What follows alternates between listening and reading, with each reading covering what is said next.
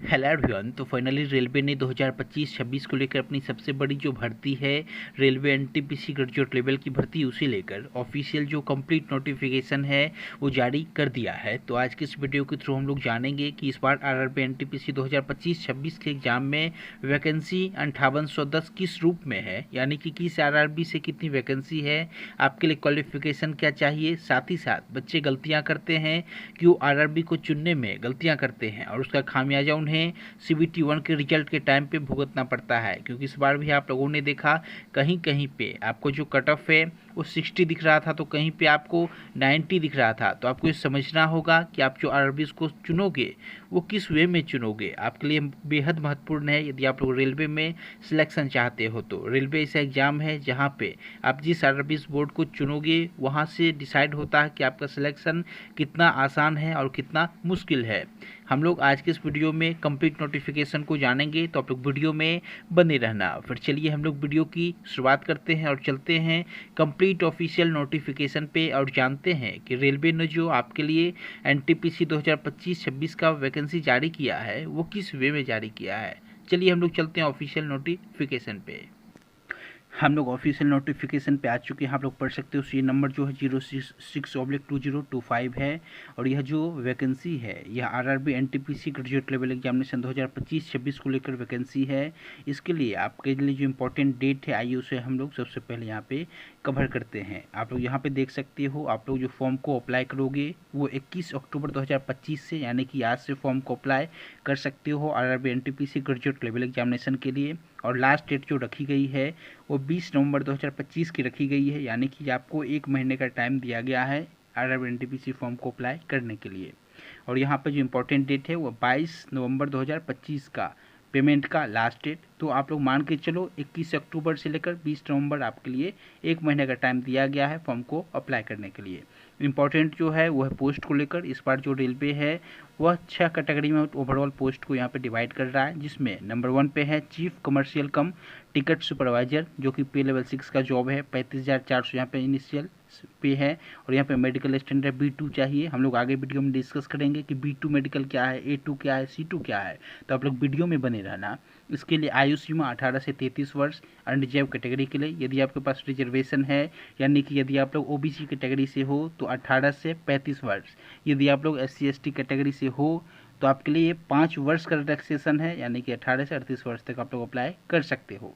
Overall vacancy 161 इस बार रही है चीफ कमर्शियल कम टिकट सुपरवाइजर की। नंबर 2 पे है स्टेशन मास्टर, यहाँ पे लेवल 6 जॉब। यहाँ पे A2 मेडिकल इसके लिए मांगा गया है। आप लोग देखोगे 18 से 33 वर्ष यहाँ पे आयु सीमा है। 615 ओवरऑल वैकेंसी है। गुड्स गार्ड नंबर 3 पे है, लेवल 5 की जॉब है। यहाँ पे A2 मेडिकल यहाँ मांगा गया है। हम लोग आगे डिस्कस करेंगे A2 मेडिकल क्या है। ओवरऑल 3416 वैकेंसी गुड्स गार्ड की। जूनियर कम असिस्टेंट कम टाइपिस्ट की जो वैकेंसी है वो 921 वैकेंसी है। यहाँ पे सीनियर क्लर्क कम टाइपिस्ट की 638 वैकेंसी और ट्रैफिक असिस्टेंट की 59 वैकेंसी। ओवरऑल 5810 वैकेंसी आपको इस बार आरआरबी एनटीपीसी 2025-26 के एग्जाम में दिख पा रही होगी ग्रेजुएट लेवल की एग्जामिनेशन में। लेकिन यह जो वैकेंसी है ये आपको आगे बढ़ता हुआ नजर आएगा। अप्रॉक्स ये वैकेंसी CBT 1 के रिजल्ट आते आते अप्रॉक्स 7000 के राउंड यहाँ पे पहुँच जानी है। तो आप लोग यहाँ पे फॉर्म को अप्लाई कर देना। आपके लिए जो इम्पोर्टेंट आगे है उसे आइए हम लोग कवर करते हैं। हम लोग सबसे पहले समझते हैं कि मेडिकल स्टैंडर्ड ये A2 B2 क्या है। देखो आप लोग यहाँ पे क्लियर मेंशन है कि मेडिकल स्टैंडर्ड जो है वो A2 जो है उसके लिए डिस्टेंट विजन 6/9 और 6/9 विदाउट ग्लास यहाँ पे होनी चाहिए। लेकिन यदि कलर विजन का समस्या आपके पास है तो आप लोग इस पोस्ट को आगे मत करना, आप लोग इसे पीछे फिल कर देना। लेकिन यहाँ पे इसके लिए कलर विजन टेस्ट आपको पास करना होगा, तो आप लोग इस पोस्ट को पीछे रखना। क्योंकि आप लोग जब आरआरबीज के लिए अप्लाई करते हो तो आपको ये समझना होता है कि हम लोग किस पोस्ट को आगे रखें। ये वैसे पोस्ट है, यदि आपका समस्या है तो इसे पीछे रखना, क्योंकि सिलेक्शन हो जाने पे ये सर पोस्ट क्रिएट समस्या आपके लिए खड़ी कर सकती है। तो आप लोगों को यह समझना होगा। नंबर 2 पे है B2 मेडिकल। B2 मेडिकल का मतलब है आपका डिस्टेंट विजन जो है 6/9 ग्लास और विदाउट ग्लास 6/9 6/12 होनी चाहिए। तो यदि आपके साथ ग्लास का भी समस्या है तो भी आप लोग आसानी से अप्लाई कर सकते हो। इतना जो 6/9 6/12 विजन आसानी से आप पूरा कर जाओगे।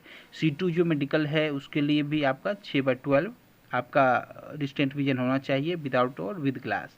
तो ये सारी बातें हैं, लेकिन यदि कलर विजन का समस्या है तो उसके लिए आप लोग A2 पोस्ट एलिजिबल नहीं हो, जिसमें A2 मेडिकल यहाँ पे मांगा जा रहा है, यानी कि स्टेशन मास्टर के लिए। आप लोग यहाँ पे भी देख सकते हो आगे जो इम्पोर्टेंट आपके लिए है वही नेशनलिटी जो है सिटीजनशिप इंडियन हो, वही सारी बातें हैं। इम्पोर्टेंट जो है वो ये है कि आपके लिए 18 से 33 वर्ष यहाँ पे आयु रखी गई है। यहाँ पे UR या फिर EWS कैटेगरी के लिए 2/1/1993 के मिनिमम, OBC के लिए 1990 मिनिमम, और यहाँ पे SC/ST के लिए 1988 मिनिमम।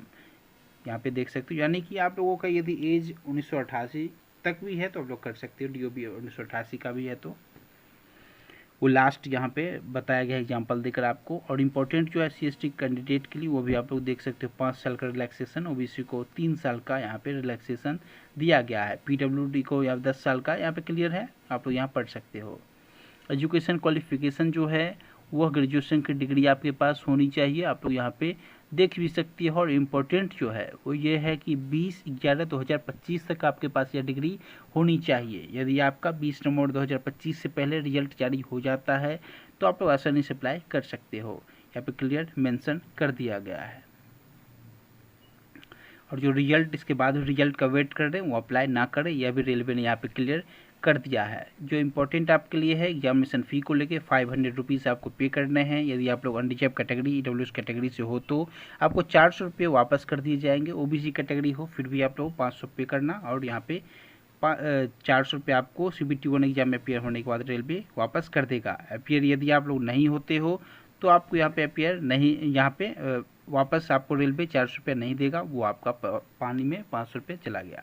और यहाँ पे देखोगे 250 रुपीज़ यदि आपके पास रिजर्वेशन है SC/ST OBC SC/ST female transgender इन लोगों के लिए यहाँ पे 250 यहाँ पे रखा गया है। वही है पेमेंट का मोड क्या होना चाहिए वहाँ पे क्लियर मेंशन है। यहाँ पे यह भी क्लियर कहा गया है कि EBC EWS OBC इन सभी में आप लोग यहाँ पे डिफरेंस को समझ के ही अप्लाई करें, यहाँ पे रेलवे ने क्लियर मेंशन कर दिया है। आगे जो आपके लिए इम्पोर्टेंट है उसे हम लोग कवर करते हैं। EWS के लिए क्राइटेरिया दिया गया है, आपके पास कितनी संपत्ति हो, धनराशि क्या हो, यहाँ पे क्लियर कर दिया गया है। एक्स सर्विस मैन के लिए है, यह कंप्लीट आपको नोटिफिकेशन हमारे टेलीग्राम चैनल पे मिल जानी है, आप लोग वहाँ से आसानी से डाउनलोड कर सकते हो।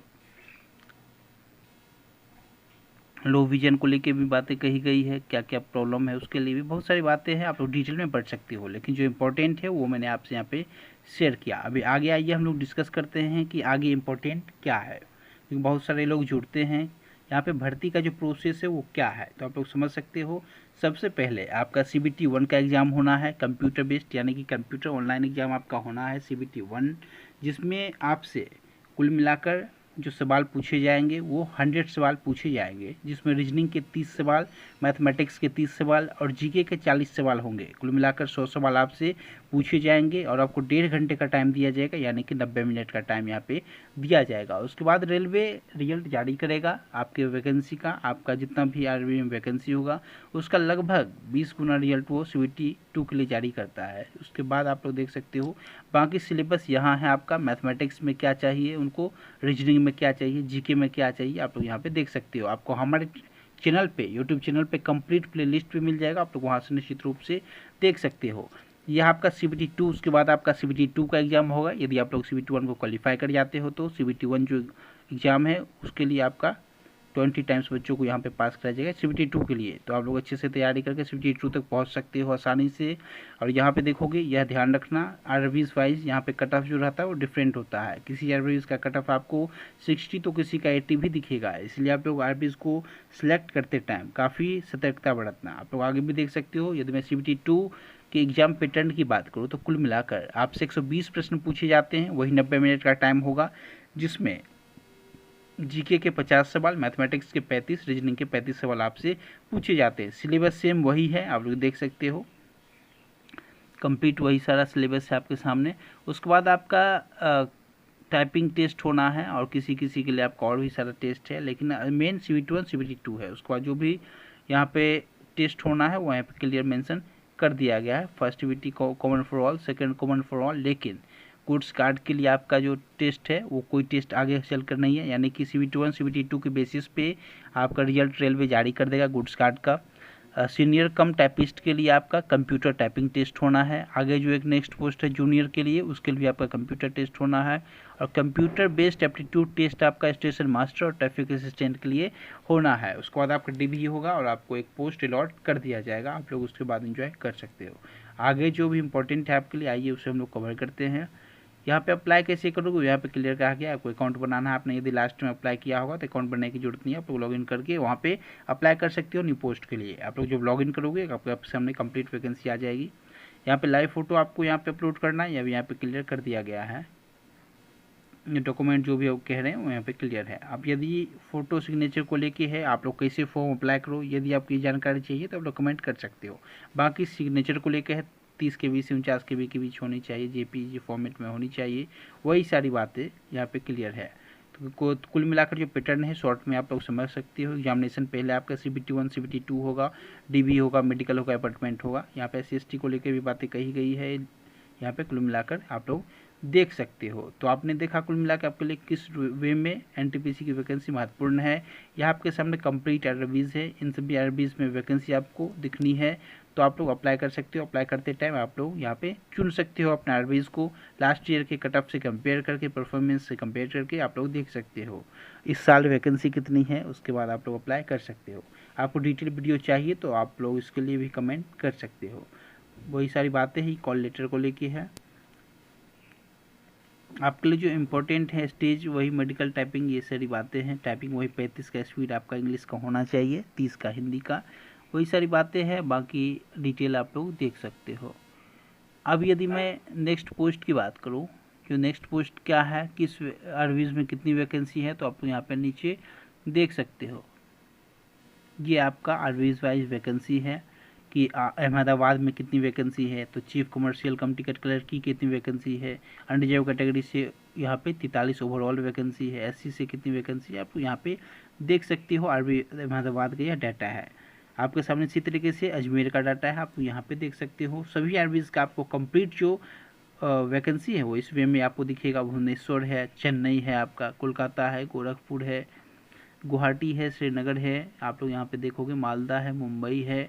हर एक RBs का जो कंप्लीट डिटेल है आपको यहाँ पे वैकेंसी आपको दिख जानी है। तो यही सारी बातें महत्वपूर्ण आपके लिए है। उम्मीद करता हूँ आज की यह जो सेशन रहा आप लोगों के लिए महत्वपूर्ण रहा हो। तो आप लोग आसानी से फॉर्म को अप्लाई करना। आप सभी कैंडिडेट्स को ऑल द बेस्ट। यदि आपको कोई हिंट चाहिए कि किस RBs को मैं चुनूँ तो आप लोग कुछ वेट कर लेना। मैं आपको डिटेल जो जानकारी है कि आपके लिए इस बार टॉप 5 जो सेफेस्ट जोन है वो किस वे में होने हैं, आपको क्या चीज़ें चेक करनी होती है, तो आप लोग कमेंट कर सकते हो। आज के इस वीडियो में यहीं तक। वीडियो पसंद आए तो लाइक करना, चैनल को सब्सक्राइब करना। Thank you so much everyone.